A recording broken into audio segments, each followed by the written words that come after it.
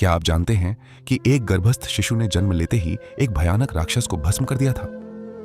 और यही बालक आगे चलकर बने महान तपस्वी महर्षि च्यवन।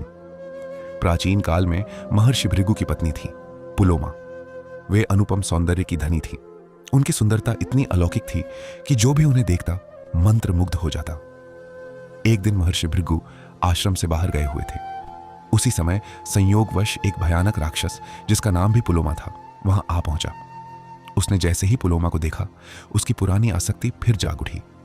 राक्षस बोला, मैंने तुम्हें बचपन से ही अपनी पत्नी मान लिया था। आज मैं तुम्हें अपने साथ ले जाने आया हूं।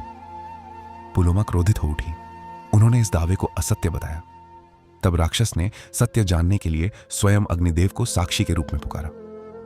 अग्निदेव प्रकट हुए और बोले, जब पुलोमा बचपन में रो रही थी तब उनके पिता ने मजाक में कहा था, हे राक्षस, इसे ले जा। उस समय छिपकर सुन रहे इस राक्षस ने इसे विवाह की स्वीकृति समझ लिया था, परंतु यह केवल मजाक था। बाद में विधिपूर्वक पुलोमा का विवाह महर्षि भृगु से हुआ, इसलिए उनके वास्तविक पति महर्षि भृगु ही हैं। लेकिन राक्षस ने अग्निदेव की अंतिम बात अनसुनी कर दी।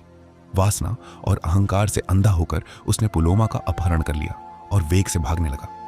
भागते समय भय और पीड़ा के कारण पुलोमा के गर्भ से एक तेजस्वी बालक बाहर आ गया।